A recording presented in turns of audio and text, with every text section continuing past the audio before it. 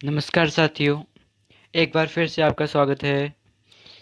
मेरा नाम है रुपेंद्र सिंह और हम आपको पता है कि ज्योग्राफी पढ़ रहे हैं, भूगोल पढ़ रहे हैं और आज हम इसका एक नया चैप्टर शुरू करने वाले हैं जिसका नाम है पृथ्वी की गतियाँ। तो आज हम जो चैप्टर शुरू करने वाले हैं मोशन ऑफ अर्थ, हमने पिछले चैप्टर में मानचित्र को समझा था, मानचित्र के बारे में जाना था। आज हम इस नए अध्याय को शुरू करने वाले हैं। इसमें जो हम पढ़ने वाले हैं वो शुरुआत में हम इसके इंट्रोडक्शन को पढ़ेंगे, सामान्य परिचय को पढ़ेंगे। उसके बाद हम महत्वपूर्ण शब्द पढ़ेंगे, इम्पोर्टेंट वर्ड्स। और उसके बाद हम ऋतु चक्र यानी कि सीजनल साइकिल के बारे में जानेंगे। चलिए आगे बढ़ते हैं, शुरू करते हैं इसके सामान्य परिचय से, जनरल इंट्रोडक्शन से। तो हम जो चैप्टर पढ़ रहे हैं उसका नाम है पृथ्वी की गतियाँ, और इसमें गतियों के पहले आप प्रकार जान लीजिए कि पृथ्वी दो प्रकार की गतियाँ करती है। एक तो है घूर्णन यानी कि रोटेशन, और एक है परिक्रमण यानी कि रेवोल्यूशन। इसके बारे में हम थोड़ा बहुत तो पिछले कुछ वीडियोज में पढ़ चुके हैं, फिर भी एक बार वापस से देख लेते हैं कि घूर्णन तो होता है पृथ्वी का अपने अक्ष पर घूमना, जैसे कि आप इस घूर्णन के नीचे जो डायग्राम है उसमें देख सकते हो। और परिक्रमण होता है सूर्य के चारों ओर पृथ्वी की गति है, जो कि परिक्रमण है, रिवोल्यूशन है। आप इसको ऐसे याद कर सकते हो कि जैसे सूर्य के चारों ओर ज़्यादा ज़्यादा दूरी तय करनी पड़ती है, मतलब ज़्यादा बड़ा प्रोसेस है, इसलिए इसको ज़्यादा बड़ा शब्द है, इसके लिए रिवोल्यूशन। और जो ये घूर्णन है वो छोटा शब्द है रोटेशन, इसलिए ये मतलब घूर्णन है, इसलिए पृथ्वी केवल घूर्णन करती है। तो इसको आप ऐसे याद कर सकते हो।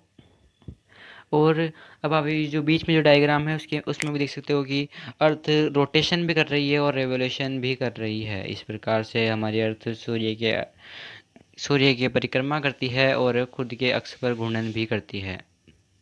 अब हम जो घूर्णन और परिक्रमण में कुछ अंतर देख लें तो इसकी जो परिभाषा है वो तो आपने देख लिया कि पृथ्वी का अपने अक्ष पर घूमना तो घूर्णन कहलाता है, और सूर्य के चारों ओर पृथ्वी की गति होती है, जो कि सूर्य के चारों ओर जो पृथ्वी की गति होती है जो कि परिक्रमण कहलाता है। जो सूर्य की जो चारों ओर जो पृथ्वी की जो गति होती है, जो पृथ्वी की जो सूर्य की चारों ओर जो गति होती है वो एक दीर्घ वृत्ताकार कक्षा होती है, इनकी एक पृथ्वी दीर्घ वृत्ताकार कक्षा में सूर्य के चारों ओर चक्कर लगाती है। इसकी जो अवधि है घूर्णन की, यानी कि एक पूरा घूर्णन करने में जो पृथ्वी को समय लगता है वो है 23 घंटे 56 मिनट और 4 सेकंड। सामान्यतः हम इसे 24 घंटे बोलते हैं, लेकिन ये होता 23 घंटे 56 मिनट और 4 सेकंड है। और परिक्रमण को देखें तो परिक्रमण में 365 दिन 6 घंटे और 9 मिनट लगते हैं। अभी ये जो 365 दिन तो आपने सुना होगा, लेकिन ये 6 घंटे 9 मिनट क्या है? तो 6 घंटे और 9 मिनट ये एक्स्ट्रा टाइम है। अब ये 4 साल में 24 घंटे बन जाते हैं ये, यानी कि अगले साल में 12, फिर से 2 3 साल में 18, और 4 साल में ये 24 घंटे हो जाएंगे। ये ऊपर की जो एक्स्ट्रा 6 घंटे हैं इनसे, तो ये 4 साल में जब ये 24 घंटे हो जाएंगे तो हमें पता है 24 घंटे का एक दिन होता है, तो हर 4 साल बाद में एक 366 दिनों वाला दिन आता है, वो इसी कारण से आता है और उसको हम लीप ईयर कहते हैं। तो जो अतिरिक्त वर्ष है, यानी कि 4 वर्षों में प्रत्येक वर्ष के बचे हुए 6 घंटे मिलाकर एक अतिरिक्त दिन को चौथे वर्ष की फरवरी यानी कि 29 फरवरी में जोड़ा जाता है, और ऐसा वर्ष 366 दिन का होता है। हम लीप वर्ष कहते हैं, ये आपको पता ही है। और प्रभाव, जो घूर्णन का प्रभाव है पृथ्वी पर हमारे ऊपर, वो ये पड़ता है कि दिन और रात होते हैं पृथ्वी पर घूर्णन से। पृथ्वी जैसे जैसे घूर्णन करती है तो उस पे दिन और रात होते हैं। और परिक्रमण का प्रभाव यह है कि ऋतु में परिवर्तन होती है, सीजन है जो चेंज होते हैं। और सीजन 4 प्रकार के सीजन होते हैं, वो है गर्मी, सर्दी, बसंत और शरद। समर, विंटर, स्प्रिंग और ऑटम। अब कुछ महत्वपूर्ण शब्द देख लेते हैं, इम्पोर्टेंट वर्ड्स। तो पहला है प्रदीप्त वृत्त। तो प्रदीप्त वृत्त सर्कल ऑफ इल्यूमिनेशन। तो ग्लोब पर वह वृत्त जो दिन व रात को विभाजित करता है। आप इस वाले चित्र में देख सकते हो कि अब ये पृथ्वी 10.5 डिग्री अक्ष पर झुकी हुई है, इसलिए ये थोड़ी स्टेडी है। लेकिन आप देख सकते हो कि इस वाले चित्र में एक तरफ तो अंधेरा सा है और एक तरफ उजाला है। जिस तरफ उजाला है उस तरफ तो दिन है, जो सूर्य की तरफ जो साइड है उस पर दिन है, और एक तरफ जो अंधेरा है वहाँ पर रात है। तो ये तो ये दिन और रात में विभाजित करता है। जो ये बीच में जो लाइन खींची हुई जो ये वृत्त है, इसी को प्रदीप्त वृत्त कहते हैं, सर्कल ऑफ इल्यूमिनेशन कहते हैं। और यह वृत्त अक्ष के साथ नहीं मिलता। और अब जान लेते हैं कक्षीय समतल। तो कक्षीय समतल यानी कि ऑर्बिटल प्लेन में पृथ्वी का अक्ष एक काल्पनिक रेखा है जो अपनी कक्षीय तल से 66.5 डिग्री का कोण बनाती है। अब आप कहोगे कि ये तो 23.5 डिग्री का कोण बनाती है, 66.5 कैसे? तो दोस्तों 66.5 डिग्री पृथ्वी पृथ्वी है ना, अपने मतलब जो लंब है वहाँ से कोण बनाती है 23.5 डिग्री। तो और 66.5 डिग्री ये जो है, ये जो रेखा जो आपको दिख रही है पृथ्वी का कक्षीय समतल, यहाँ से 66.5 डिग्री है। और अगर हम इसको ऊपर से देखें तो ऊपर से तो वो 23.5 डिग्री ही है। तो जो कक्षीय समतल होता है वो होता है कि वह समतल जो कक्ष के द्वारा बनाया जाता है कक्षीय समतल कहलाता है। तो वह समतल जो कक्षीय द्वारा बनाया जाता है कक्षीय समतल कहलाता है। तो उसके बाद में या आप उसी वाले चित्रों को, उसी डायग्राम को वापस से देख सकते हो कि एक तरफ ये दिया गया है कि जो ये पृथ्वी का कक्षीय समतल 66.5 डिग्री का है वो, और दूसरी तरफ वो दिन और रात वाला जो प्रदीप्त वृत्त है उसका चित्र दिया गया है। उसके बाद में हम जानते हैं ऋतु। हमने जाना था कि जो सूर्य के प्रति चक्कर लगाती है तो ऋतुएं परिवर्तन होती है, और एक ऋतुएं कैसे परिवर्तित होती है इसको जान लेते हैं। तो ये होती है कि जो पृथ्वी ग्रीष्म और शीत अयनांत होते हैं, दो प्रकार के अयनांत होते हैं, ग्रीष्म और शीत अयनांत। तो इसको हम सारणी समझेंगे, सारणी समझना क्योंकि आसान होता है। तो जब सूर्य की किरणें जब सीधे कर्क रेखा पर पड़ती है, जब ये कर्क रेखा पर पड़ती है, ये आप इस चित्र में देख सकते हो, ये कर्क रेखा है। तो सूर्य की किरणें जब कर्क रेखा पर पड़ती है तो उत्तरी गोलार्ध का सूर्य की ओर झुकाव हो जाता है। तो उत्तरी गोलार्ध सूर्य की ओर झुक जाता है, सूर्य की ओर झुक जाता है। और जो दक्षिणी अयनांत कब होता है? तो दक्षिणी अयनांत या शीत अयनांत जब होता है जब सूर्य की किरणें मकर रेखा पर पड़ती है। तो मकर रेखा पर पड़ती है तो क्या होता है कि दक्षिणी गोलार्ध सूर्य की ओर झुक जाता है, और इसे शीत अयनांत या दक्षिण अयनांत कहा जाता है। उसके बाद में देखें समय। तो समय ये 21 जून का समय होता है जब कर्क रेखा, जब सूर्य की किरणें कर्क रेखा पर लंबवत पड़ती है, और 22 दिसंबर का समय होता है जब सूर्य की किरणें मकर रेखा पर लंबवत पड़ती है। तो 21 जून तो अभी गई थी, आपने देखा था कि इस दिन सबसे बड़ा दिन और सबसे छोटी रात थी। तो ये इसी कारण से होता है कि सूर्य की किरणें कर्क रेखा पर लंबवत पड़ती है, इसलिए जो उत्तरी गोलार्ध के जो लोग हैं यानी कि हम, यहाँ पे दिन बड़ा होता है और रातें छोटी होती है। तो इसका जो प्रभाव होता है उत्तरी गोलार्ध पर वो है कि सूर्य प्रकाश की अधिक अवधि व गर्मी का मौसम, 21 जून सबसे लंबा दिन व सबसे छोटी रात।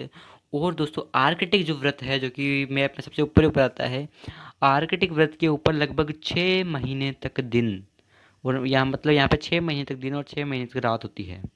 ध्रुव में कम ऊष्मा, सूर्य की किरणों का तिरछापन। जो सूर्य की किरणें तिरछी पड़ती है इसलिए यहाँ पे ऊष्मा कम पड़ती है, ऊष्मा कम होती है। और जो दक्षिणी गोलार्ध पर इसका प्रभाव 21 जून के दिन जो होता है वो इसके ठीक विपरीत होता है।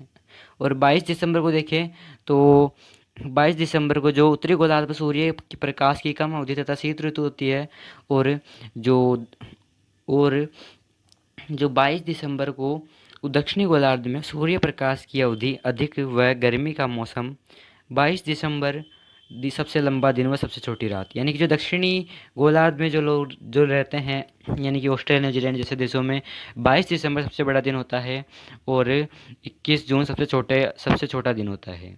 लेकिन हमारे यहाँ पे 21 जून सबसे बड़ा दिन होता है और 22 दिसंबर सबसे छोटा दिन होता है। ये वही बातें इंग्लिश में लिखी हुई है, किसी ये जो समर सोलेस्टाइस और ये विंटर वाला है, इसमें सन रेज ओवर है, time effect on the northern hemisphere, effect on the southern hemisphere, आप इसको पढ़ सकते हो। आप ये देख लो, ये जो डायग्राम, ये जो चित्र है इसमें देख सकते हो इमेज है कि tropic of cancer and capricorn. तो आप यहाँ पे पहले से ही देख सकते हो कि ये ट्रॉपिक ऑफ कैंसर पर जब लंबवत पड़ता है तो ये जून का टाइम होता है, 21 जून का टाइम होता है। और क्योंकि इंडिया कर्क रेखा पर स्थित है इसीलिए हमारे यहाँ पे उस टाइम पे गर्मियाँ पड़ती है और सबसे बड़ा दिन होता है। ये देख सकते हो ये कर्क रेखा पड़ रहा है। और इधर ही आप देखो तो ये जो जब ये दिसंबर का टाइम होता है 22 दिसंबर के दिन, ये सूर्य की किरणें जो ये ये कौन सी है, कैप्रिकॉर्न है यानी कि मकर रेखा है, इस पर लंबवत पड़ती है। उसके बाद ये रोटेशन एक्सिस आप देख सकते हो, ये हमने थोड़ी देर पहले पढ़ा था कि सूर्य की किरणें कुछ इस प्रकार से आती है तो आर्कटिक वृत्त पर तो 6 महीने का दिन 6 महीने का दिन और 6 महीने की रात होती है, क्योंकि पृथ्वी के घूमने से इसके ऊपर कोई फर्क नहीं पड़ता जब ये लंबवत किरणें पड़ती है तो।